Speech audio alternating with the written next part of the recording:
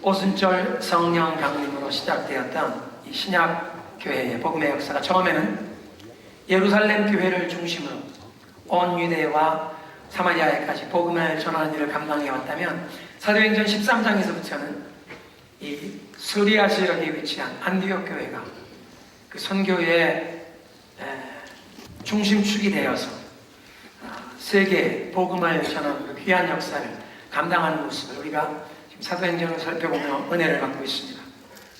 그 수리아의 안디옥 교회가 하나님을 더 사랑하기 위해 그냥 어떤 특별한 어려운 문제가 있어서가 아니라 하나님을 예배하며 섬겨 금식하다가 성령께서 그 교회에 5명의 목회자 가운데 특별히 뛰어난 2분을 선교사로 파송하라고 담임 목사였던 바나바와 바울을 지명했는데, 교회는 조금도 주저하지 않고 그 2분의 목사님을 선교사로 파송한 모습을 우리가 사도행전 13장 초반에서 보았습니다.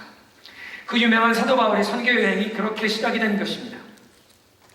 그리고 우리가 사도행전을 읽어보면 사도 바울의 선교 여행이 3차례 진행되었던 것을 보게 되는데요.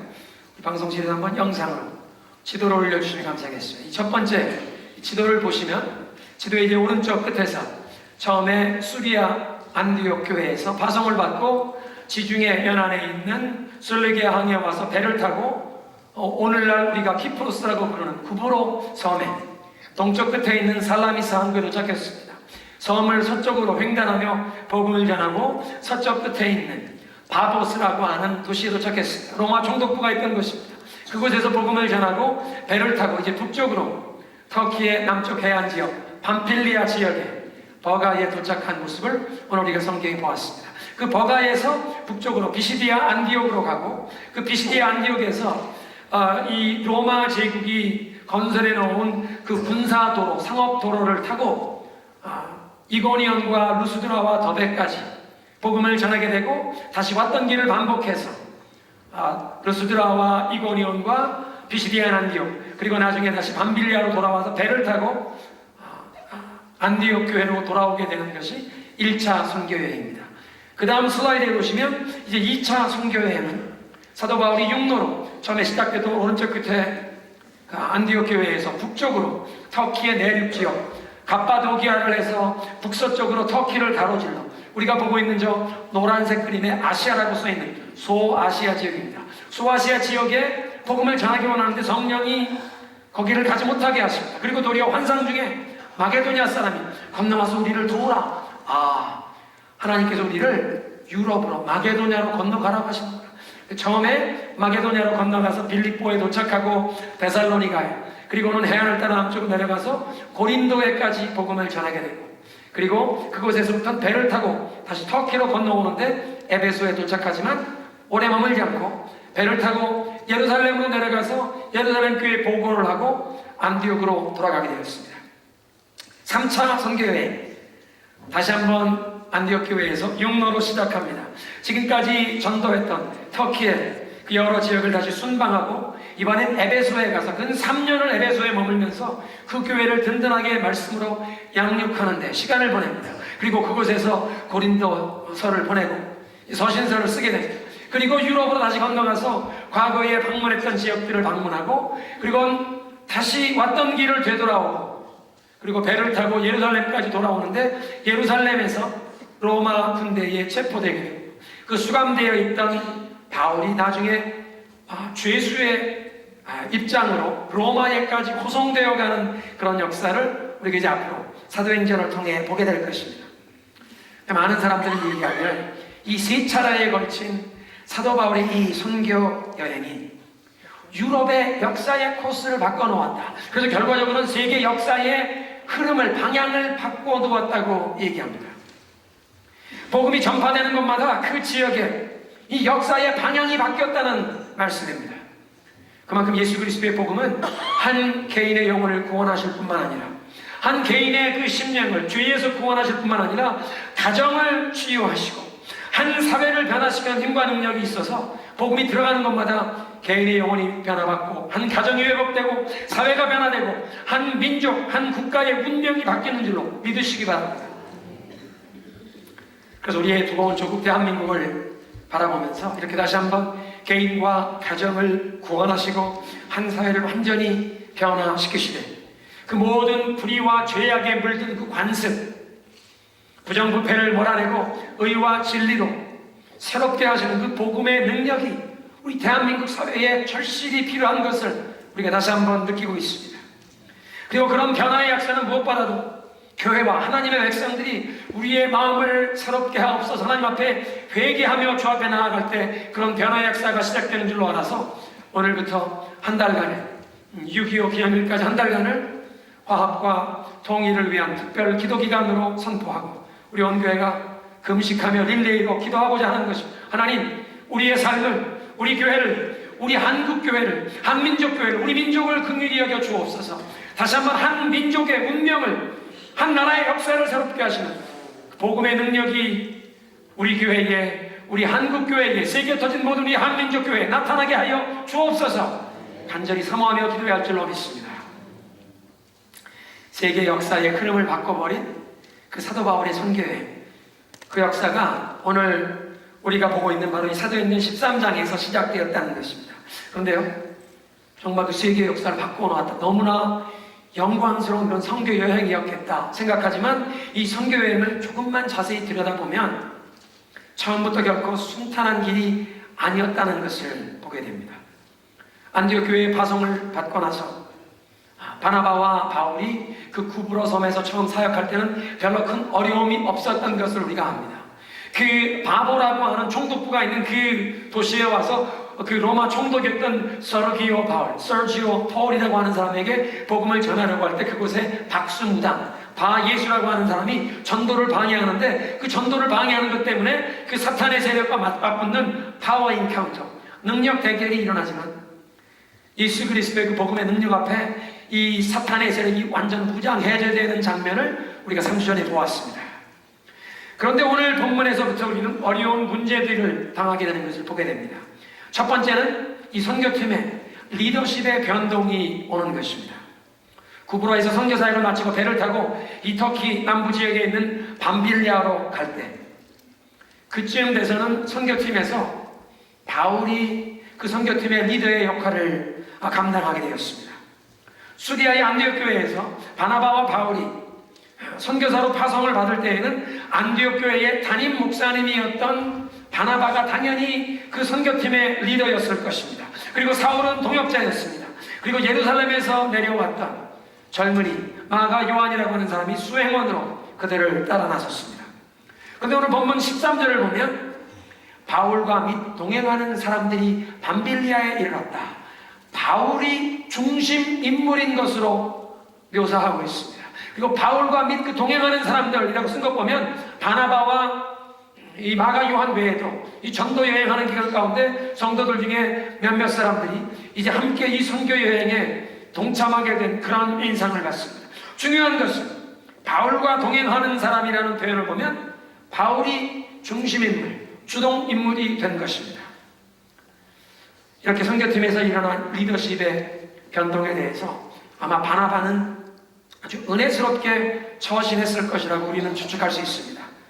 그렇지 않았다면 지금부터 계속 연결되는 그 선교사역 비시디아 안디옥으로 가고 그곳에서 이제 동쪽으로 이고니온과 루스드라와 더베까지 방문하는 동안 성령께서 놀랍게 역사하셔서 곳곳에 수많은 사람들이 예수를 믿게 되고 교회가 세워지는 정말 이 성령의 기름 부어주시는 역사에 이 선교팀이 마음을 아파야 함께 사역할 수가 없었을 것입니다. 우리 교회에서 해마다 여름철에 캐나다 밴쿠버 지역의 선교센터에 선교사 훈련학교에 올라가서 봉사를 합니다. ICMS, Imitating Christ Missionary School, 예수 그리스도를 본받는 선교사 훈련학교라는 프로그램인데요. 지난 7년 동안 우리 많은 성도님들이 올라가서 일주일씩 2주간씩 봉사해 왔습니다. 선교사 파송을 앞둔 선교사님들이 7주간 동안 합숙 훈련을 받으면서 선교사 나가는 걸 준비하고 또 선교지에서 사역하시던 선교사님들이 이제 안식년에 들어오셔서 영적으로 재충전을 받는 그런 분들이 참여하는 학교입니다. 올해에도 7월 둘째 주에 우리 교회 성도님들이 일주일 동안 올라와서 섬기시게 되어 있습니다. 그런데 그 프로그램에 참석한 선교사님들과 교제를 나누다 보면 선교 현장에서 경험하는 가장 어려운 문제 중에 하나는 이 선교사님들의 그 선교팀 안에서 동역자들과의 관계의 어려움이라는 것입니다. 같은 선교단체에 파송을 받고 같은 지역으로 한 팀이 돼서 파송을 받은 분들인데, 같은 선교단체에 소속되지 않았다고 할지라도 예수 그리스도의 사랑을 전하기 위해서 선교지에 오신 분들이라면 그리스도의 사랑으로 하나 되어 얼마든지 형제 자매가 한마음 한뜻이 되어 한 지역을 그리스도의 사랑으로 변화시키기 위해 동역할 수 있을 것 같은데, 이 선교사들 간의 동역이 가장 힘들고 어려운 문제라는 것입니다. 그래서 선교단체들이, 베테랑 선교사님들이 중도하차하는, 현지에 가서 이제 언어도 익히고 문화에 익숙해지고 현지 말로 유창하게 전도도 하고 선교도 상담도 할 수 있는 선교 경력 15년 되신 이런 선교사님들이 왜 중도하차하느냐? 선교사 중도하차의 가장 큰 원인을 연구 분석해보면, 첫 번째가 선교사님들 간의 팀 안에서의 동역의 문제요, 두 번째는 선교사 자녀의 교육 문제라는 것입니다. 그만큼 선교팀 안에서 동역하는 관계가 어려운 과제라는 뜻이고, 이 부분에서 은혜스럽게 서로 관계가 한마음이 되어 동역을 이루게 되면 그런 가운데 놀라운 시너지의 효과가 나타나고, 하나님께서 그런 팀에 놀라운 성령으로 기름 부어주시고 은혜가 나타날 줄로 믿습니다. 그래서 시편 133편에 보면요, 보라, 형제가 연합하여 동거함이 어찌 그리 아름답고 선한고, 머리에 있는 보배로운 기름이 아론의 수염에 흘러서, 아론 대제사장의 수염에만 흐르는 것이 아니라 그 수염에 흘러내리는 기름이 그의 예복 옷깃을 적시고, 헐몬산의 이슬이 시온산에 내림 같으니 그곳에서 여호와께서 축복을 명하시니 곧 영생이로다. 여러분, 형제가 연합하여 한마음으로 동거하는 것 하나님이 얼마나 기뻐하시는지, 아론의 머리에 부은 그 기름이 흘러내리는, 대제사장으로 기름 부음 받은 이 성령의 기름 부으심이 대제사장의 그 예복에 흘러내림처럼, 헐몬산의 이슬이 시온에 내림 같다. 헐몬산은 이스라엘의 그 모든 풍요로움의 첫 줄기의 근원이 되는 것입니다. 헐몬산 그 높은 산에 만년설이 덮여있고 만년설이 녹아서 스며들었다가 그것이 솟아나오면서 요단강이 되고, 이 가나안 땅에 그 모든 농사를 지을 수 있는 풍요로움의 근원이 헐몬산입니다. 헐몬산의 이슬, 그 모든 물질적인 윤택한 풍요로움을 상징합니다. 시온산, 성전이 있는 곳입니다. 예배가 드려지는 곳입니다. 영적인 축복이 있는 것입니다. 물질적인 풍요로움과 영적인 축복이 합쳐지는 헐몬산의 이슬이 시온에 내림 같다. 이런 축복이 형제가 연합하여 동거할 때 한 마음으로 사랑으로 하나 되어 움직일 때 그런 동역하는 선교팀에 부어주신다는 것입니다. 선교만 아니라 우리의 믿음의 공동체도 그리스도의 사랑으로 하나 되어 화합하여 한 마음으로 복음의 증거의 역사를 감당할 때 그런 교회에 하나님께서 헐몬산의 이슬이 시온산의 내림 같은 축복을 허락하실 줄로 믿으시기 바랍니다.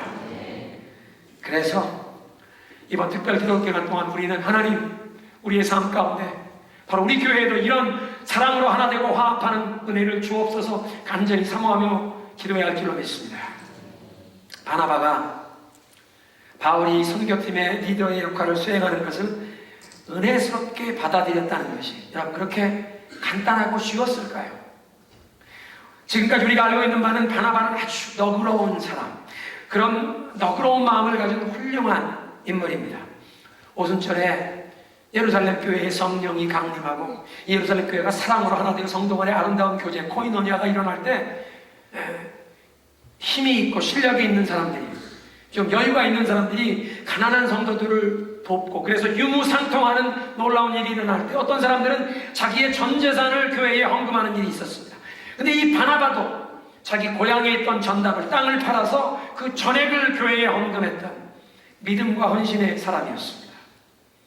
그리고 예루살렘에서 교회를 핍박하던 사울이라는 사람, 스데반 집사를 돌로 쳐 죽일 때 주동인물이었던 이 사울이라는 사람이 다메섹으로 또 그리스도인을 핍박하러 올라가다가 예수님을 만나게 되고 회심하고 변화되었을 때, 그리고 3년 뒤에 그가 예루살렘에 돌아왔을 때 교우들 중에 그 누구도 이 사울을 만나주려고 하지 않았는데, 그 사울을 제일 처음 찾아가서 만나주고 이 사람이 정말 예수님을 만나 변화되었다는 것을 확인하고 사도들에게 소개시켜 주었던 인물이 바나바였습니다. 예루살렘에서 북쪽으로 한 300마일 떨어진 이 안디옥, 수리아 안디옥 지역에 유대인들이 아니라 헬라인들, 로마인들, 여러 이방 사람들이 복음을 듣고 예수를 믿게 되었다는 소식이 예루살렘 교회에 전해졌을 때 예루살렘 교회의 지도자들이 대표자로 파송했던 사람이 바나바였습니다. 바나바가 수리아의 안디옥, 자기 고향 땅도 아니고 자기 동족도 아닌 그런 타지에 와서 수많은 사람들이 예수님 믿는 것을 보고 기뻐하고 이 초신자들을 하나님 말씀으로 양육해야겠다, 하나님 말씀 가르치기 위해서 120마일로 떨어진 터키 동남부의 다소라는 곳에 사울을 찾아갑니다. 사울은 예루살렘에서 이 유대인들이 변절자라고 죽이려고 해서 그리스도인들이 너 빨리 고향으로 도망가라. 고향에 들어가서 숨은 지 6년 7년 잊혀진 인물이었습니다. 바나바가 그를 찾아러 가서 사울을 데려다가 안디옥에 데리고 가서 자기가 이제 목회자로 섬기게 된 그 교회에 함께 성경 교사로 함께 목회자로 섬길 수 있도록 바울의 길을 처음 열어준 사람도 바나바였습니다. 그리고 그 후 최소한 2년 동안 바나바와 바울이 함께 그 안디옥 교회에서 목사와 교사로 섬기는 동안 안디옥 교회의 담임 목사는 바나바였다는 것입니다.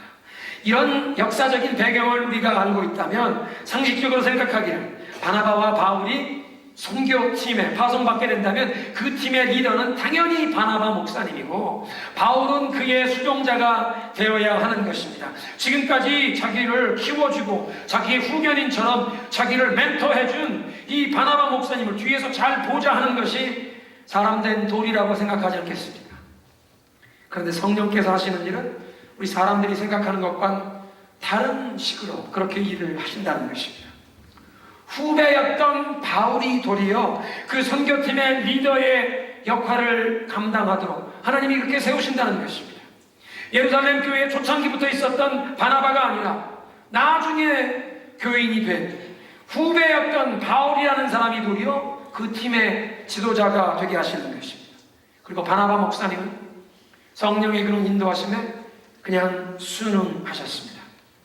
하나님의 그 놀라운 은혜를 힘입고 그 상황에서 정말 예수님처럼 겸손과 온유로 행했다고 우리가 그렇게 생각할 수 있습니다.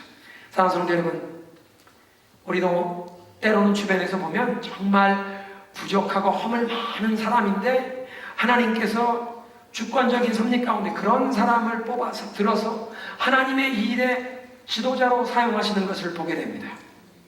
우리가 옥에도 티가 있다는 말을 하면서 사람들은 허물이 있다는 것을 인정하는 것 같지만 그럼에도 불구하고 때로는 우리 자신의 어떤 기준을 가지고 사람을 판단하고 평가합니다. 아니 어떻게 저런 사람이 교회에서 중직자가 될 수 있지?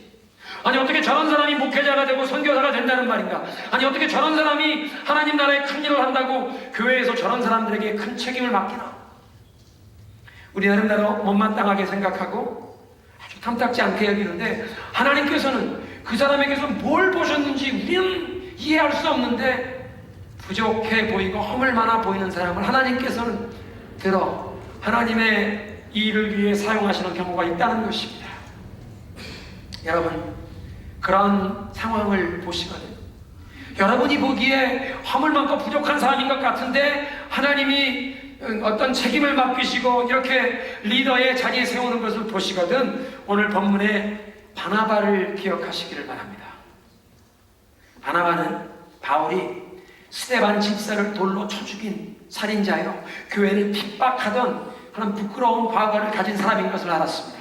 아무도 알아주지 않고 그 고향 땅에 그냥 파묻혀 있을 때 자기가 찾아가서 그를 발굴하여 이 안디옥 교회에서 함께 성경을 가르치는 목회자로 사역할 수 있는 길을 처음 열어주었던 그 모든 것을 누구보다도 잘 알고 있는 사람이 바나바입니다.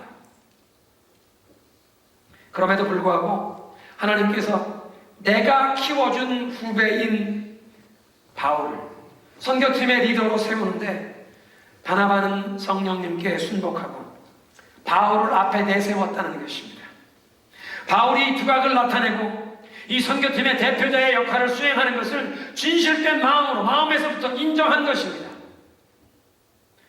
그게 쉬운 일은 아니었겠지만 복음의 일꾼을 세우는 일에 교회의 지도자를 세우는 것은 교회의 주인 되시고 복음의 역사를 주관하시는 하나님의 절대 주권적인 섭리하에 있다는 것을 인정하면서 이 성령의 역사를 인정한 것입니다. 그래서 자기의 기득권을 내려놓은 것입니다. 자기보다 늦게 크리스찬이 된 사람, 늦게 예수 믿은 사람, 예루살렘 교회의 초창기 역사부터 자기는 있었지만 이 바울이라는 사람은 교회를 핍박하던 핍박자였는데 나중에 온 사람, 굴러 들어온 돈인데 이 사람을 도리어 지도자로 세우는 일에 자기의 기득권 내려놓고 권리 포기하고 내 프라이드 다 내려놓고 복음의 역사를 위하여 성령의 인도하신 가운데 정말 순종하는 의도적인 제자도의 훈련을 실천한 것입니다. 여러분, 바나바가 그렇게 겸손과 온유함으로 하나님의 주권적인 섭리를 인정하지 않았다면 아마 그 선교팀이 그냥 공중 분해되었을 것입니다. 그러나 이 리더십의 변경 상황에서 하나님의 섭리를 인정하며 순복했습니다. 오늘 본문에서 보게 되는 두 번째 문제는 어쩌면 이 첫 번째 리더십의 변경의 이슈와 연관이 있을지도 모르겠습니다. 그 두 번째 문제는 마가 요한이 예루살렘으로 돌아가는 사건입니다.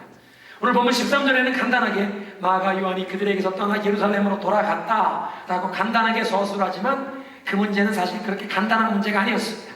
왜냐하면 사도행전 15장에 보면 바울과 바나바가 다시 한번 두 번째 선교여행을 준비하는데 바나바가 마가 요한을 데리고 갑시다 그러는데 사도 바울은 아닙니다. 그 첫 번째 선교여행 기간 동안에 우리가 밤빌리아에 도착했을 때 이 선교사에게 계속 충성하지 않고 우리를 떠나 예루살렘으로 돌아갔던 무단 이탈했던 사람을 다시 선교여행에 데려갈 수 없습니다. 그래서 바울과 바나바가 얼마나 이 의견 충돌이 심해지는지 더 이상 함께 선교를 할 수가 없어서 이 두 위대한 사도가 갈라서게 됩니다. 선교팀이 갈라지게 됩니다. 그래서 이 바나바 목사님은 마가 요한을 데리고 구브로 섬으로 배를 타고 건너가고 사도 바울은 실라라고 하는 다른 동역자를 찾아서 육로로 터키의 동남부 지역으로 2차 선교여행을 떠나게 되는 것입니다. 성령의 부르심을 따라서 신약교회의 첫 선교사로 세움받은 주의 종들이었습니다. 유럽의 역사의 흐름을 바꿔놓은, 세계의 역사의 방향을 바꿔놓은 복음의 사도였습니다. 이방 선교의 횃불을 밝힌 위대한 복음의 종들이었는데 바나바와 바울 사도 간에 분쟁이 생겨서 선교팀이 둘로 나뉘었다는 것입니다. 그런데 그 선교팀이 둘로 나뉘는 역사의 그 씨앗이, 불씨가 오늘 이 13절에 있는 마가 요한이 그냥 고향 집으로 돌아갔다는 그 사건입니다. 그렇다면 왜 마가 요한은 선교 여행에 따라갔다가 이 중도에 예루살렘으로 돌아갔나? 왜 집으로 돌아갔나? 바나바와 바울은 성령께서 친히 지명하여 선교사로 불러 세우신, 그래서 안디옥 교회에 파송을 받은 선교사들이었지만 마가 요한은 그렇게 성령의 특별한 부르심에 의해서 선교사로 지명을 받은 사람이 아니었습니다. 우리가 나중에 바울의 서신서를 읽어보면 마가 요한은 바나바 목사님의 생진 조카였습니다. 그러니까 이 안디옥 교회를 목회하던 바나바 목사님이 바나바와 바울이 선교사로 파송을 받을 때 자기 조카, 이 젊은 청년 마가 요한을 데리고 떠난 것입니다.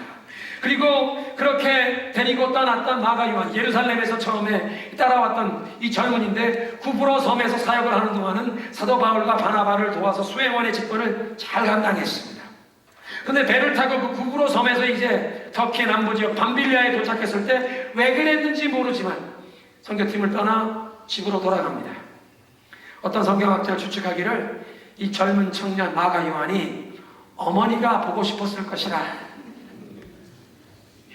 이 백지를 돌아다니는 선교 여행의 이 어려운 여정에 예루살렘의 부유한 가정에서 귀공자처럼 자란 마가 요한이, 여러분 그 오순절에 마가의 다락방에 성령이 강림하신 사건, 120명이 함께 모여 기도할 정도의 큰 넓은 다락방을 가지고 있던 집이 마가 요한네 집이었습니다. 그러니까 이 부잣집의 귀공자처럼 살았던 청년이 내일은 뭐 할로데이에 가고 그 다음 날은 뭐 데이진에 가고 이런 호텔 예약이 있는 것도 아니고 정처 없이 복음만 들고 가서 사람들이 주는 대로 먹고 재워주면 자고, 이런 어려운 선교여행 따라다니는 게 쉬웠겠습니까? 그러니까 이 고달픈 선교여행 따라다니다가 어머니가 보고 싶어서 예루살렘의 그 푸근한 자기 침대가 보고 그리워서 밤빌리아에서 배 타고 예루살렘으로 돌아갔다는 것입니다. 마가 요한이 집으로 돌아간 이유를 어쩌면 오늘 본문에 있던 그 첫 번째 문제, 선교팀 안의 리더십의 변동과 연관지어 생각해 볼 수도 있습니다. 마가 요한이 바나바의 조카였다면 그동안 자기가 존경하며 따르던 삼촌 숙부, 그 바나바 목사님은 뒷전으로 물러나고 숙부가 그동안 키워줬던 이 바울이라는 분이 선교팀에서 점점 리더의 역할을 감당하면서 앞으로 나서는 것을 이 젊은이가 받아들이기가 쉬웠겠습니까? 바나바는 그런 리더십의 변동에 정말 은혜스럽게 그것을 전신하고 그걸 받아들였다고 해도 젊은 청년 마가 요한이 그것을 쉽게 받아들이기가 그렇게 간단하지 않았을 것입니다. 마가 요한의 숙부였던 바나바가 바울과 함께 그 안디옥 교회의 구제 헌금을 가지고 로마 제국 내 여러 곳에 기근이 왔을 때 안디옥 교회 성도들이 예루살렘의 유대 지역에 있는 어려움 당하는 성도들을 돕겠다고 선교 헌금 모금한 것을 바나바와 바울이 그걸 가지고 예루살렘에 찾아와서 예루살렘 교회의 장로들에게 전달해 드릴 때 예루살렘 교회의 지도자들이 이 바나바와 바울을 환영하면서 특별히 그 바나바, 예루살렘 교회에서 대표자로 파송했던 그 바나바 목사님을 예루살렘 교회 지도자들이 존대하고 칭찬하는 모습을 이 젊은 청년이 보았을 것입니다. 아, 우리 숙부 최고다.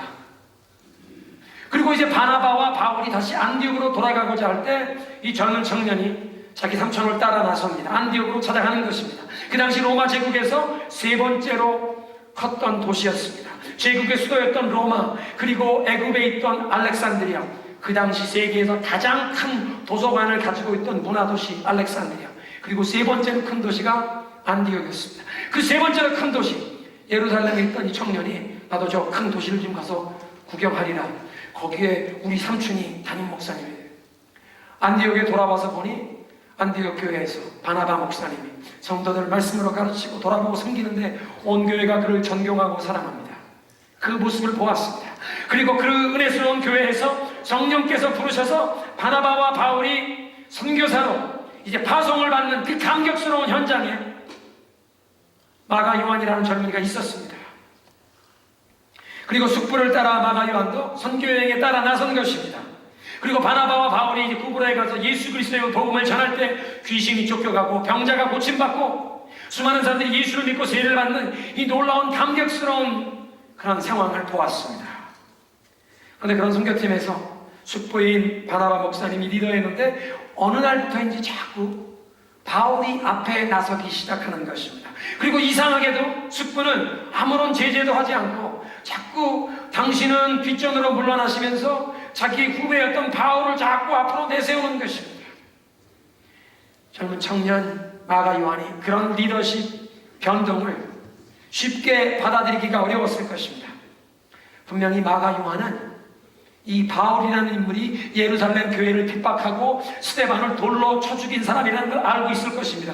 오순절에 마가의 다락방에 그 성령이 강림했던 사건을 보면 이 마가 요한의 집이 예루살렘 교회의 아주 중심적인 그런 위치였는데 그 집에서 자란 아들이 이 교회를 핍박하는 이 사울이라는 사람이 스데반 집사를 돌로 쳐 죽였다는 그 얘기를 듣지 않았겠습니까?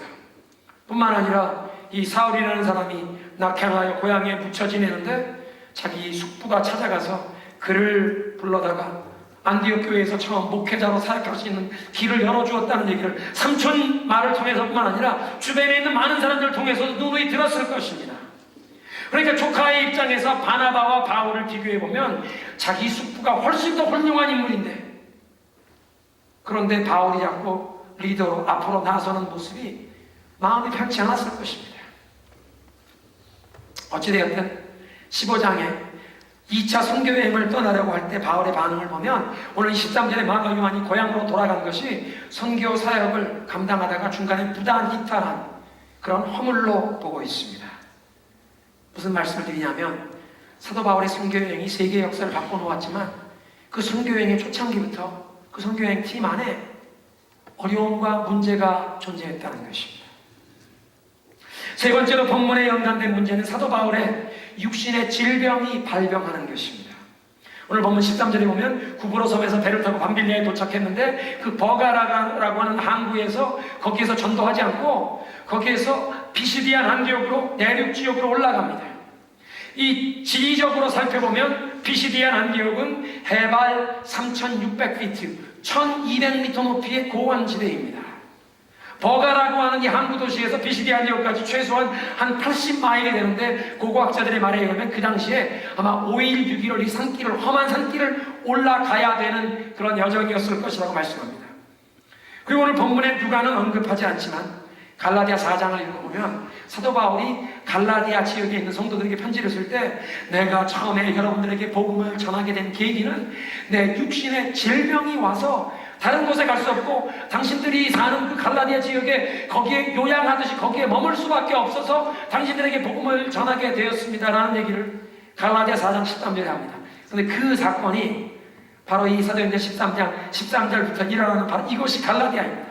비시디아, 안디옥, 이고니움, 루스드라, 더베라고 하는 이 지역이 바로 갈라디아 지역입니다. 그래서 어떤 성경학자는 이때 사도 바울이 지중해 이 따뜻한 기후 지역에 있을 때 병이 생겼는데 아마 말라리아 같은 그런 질병이 생겨서 더 이상 그 지역에 머물 수가 없고 선교팀이 사도 바울의 건강의 회복을 위해서 선선한 기후, 시원한 기후가 있는 이 비시디아, 안디옥, 해발 1200m의 높은 지역으로 가면 시원하니까 항구 도시에서는 전도하지 못하고 그 산동네로 올라갔다는 것입니다. 그렇게 사도 바울의 건강 때문에 올라갈 수밖에 없었는데 젊은 청년 마가 요한은 그렇지 않아도 이 선교팀 안에 리더십이 바뀌는 게 별로 마음에 탐탁치 않은데 지금 버가라고 하는 이 항구 도시에 도착했는데 여기서도 복음 전하고 전도해야 하는데 여기는 그냥 버려두고 산동네로 가자고 하는 것이 못마땅하고 그 산동네로 이동해야 하는 그 여정을 못마땅해 하는 그 젊은이를 보면서 사도 바울은 내가 지금 병들어서 옮겨갈 수밖에 없는데 나의 이 필요에 대해서 배려해 주지 않고 후원하지 않는, 이해해 주지 못하는 이 젊은이가 섭섭하고 야속하고, 구체적으로 사도 바울에게 어떤 질병이 발병했는지, 또 마가 요한이 왜 집으로 돌아갔는지 정확한 이유는 본문에 밝혀지지 않습니다.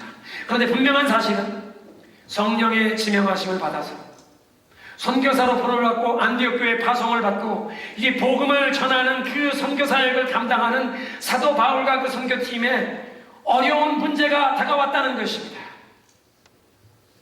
유럽의 역사를 바꿔놓고 세계의 역사의 방향을 바꿔놓는 이런 위대한 영광된 일을 감당하고 있는 선교팀인데, 성령의 인도하심에 따라 출발한 선교여행인데 왜 저들에게 이런 어려운 문제와 이런 고통이 다가오느냐는 질문입니다.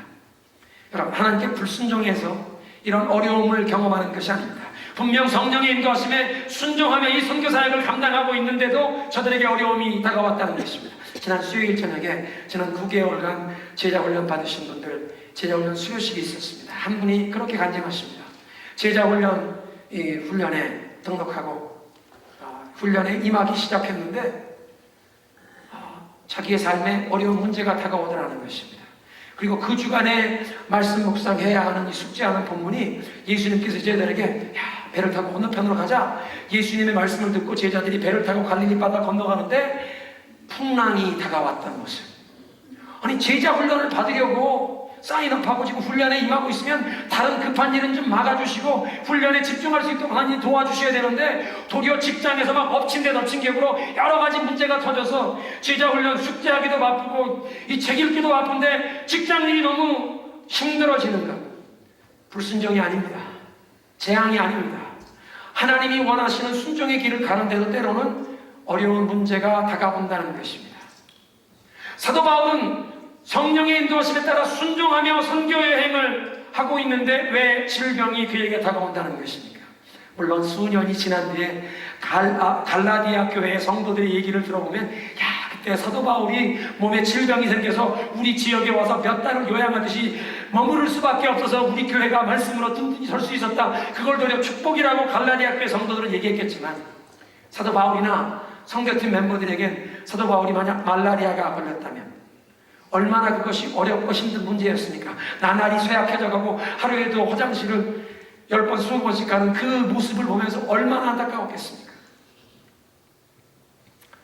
사랑하는 성도 여러분, 사도 바울이 이런 어려움을 경험했다면 여러분들의 삶 가운데 또 우리의 사역에, 우리 교회에 어떤 어려움이 다가올 때 놀라지 마십시오. 당황하지 마십시오. 어떤 분들은 생각하기를 우리가 예수 그리스도를 사랑하고 하나님께 순종하면 순풍에 돛단 듯이 하나님께서 우리에게 모든 문제로부터는 면제해 주시고 우리의 삶에 형통하는, 만사 형통하는 그런 축복만 주셔야 된다고 생각하십니다. 그런데 예수님께서 우리에게 만사 형통하리라 라고 그렇게 약속하시는 것이 아니라 누구든지 나를 따라오려거든 자기 자신을 부인하고 날마다 자기 자신의 십자가를 지고 나를 따르라고 말씀하십니다. 가시밭과 같은 길을 따라오라고 말씀하십니다. 그러나 그 길을 따라가면 영원한 생명과 영광이 주어지는 줄로 믿습니다. 중요한 것은 주님이 부르시는 길을 순종하며 가는데도 사도 바울은 성령의 인도하심에 따라 지금 선교 여행에 임했는데 그 선교팀에 어려운 문제가 찾아왔다는 것입니다. 때로는 우리가 경험하는 그런 어려움과 환난 가운데 그 이유, 그 목적을 알 수 없지만 하나님은 알고 계십니다. 때로는 우리가 경험하는 그 문제와 그 어려움의 목적과 원인을 알 수 없지만 낙심하지 마십시오. 하나님께서 축복하지 아니하시기 때문에 그런 어려움이 생기는 것이 아닙니다. 사도 바울이 이렇게 몸에 질병이 생기고 팀 안에 어려움이 생기지만 그러나 가는 지역마다 복음을 전하고 수많은 사람들이 예수를 믿고 교회가 세워지는 역사가 일어난 줄로 믿으시기 바랍니다. 그러니까 문제는 그 삶의 어려움과 문제가 다가와도 하나님이 부르신 그 부르심의 사명을 향해 믿음으로 나아가야 하는 줄로 믿습니다. 오늘 말씀을 맺겠습니다. 선교팀의 이 리더십의 변동이 생겼던 일이 그 선교팀에 큰 어려움을 가져올 수 있었지만 바나바는 하나님의 주권적인 이 섭리를 인정했습니다. 복음의 역사에 교회의 어떤 지도자를 세우시는 것은 이건 하나님이 하시는 일이라는 것을 하나님의 절대 주권과 섭리를 인정하며 그런 성령의 인도하심 가운데 새로운 지도자 세워지는 건 그냥 순종하고 순복했다는 것입니다. 뿐만 아니라 사도 바울이 못마땅하게 여겼던 마가 요한이 고향으로 돌아간 일이나 아니면 사도 바울에게 이 질병이 생겼던 일, 그래서 갈라디아 지방에 머물 수밖에 없었지만 그런 어려운 일이 불순종하기 때문에 어떤 재앙으로 나타나는 것이 아니라 하나님의 부르심에 순종하며 가는 길에도 때로는 그런 어려움이 다가올 수 있지만 그런 어려운 상황과 환경에도 불구하고 하나님이 부르시는 그 부르심과 목적을 향해 하나님의 뜻을 향해 우리는 충성하며 나아갈 때 하나님께 쓰임받게 되는 줄로 믿으시기 바랍니다. 아직 파도가 있는 풍랑이 일고 있는 바다인 것 같지만 예수님이 우리 배에 타고 계시면 그 배가 전복되지 않는 것입니다. 파도가 치고 있는 것 같지만 주님께 우리의 시선을 집중하고 예수님 말씀에 순종하면 배에서 걸어나와 물 위를 걷게 하는 축복을 저와 여러분이 경험할 수 있는 줄로 믿습니다.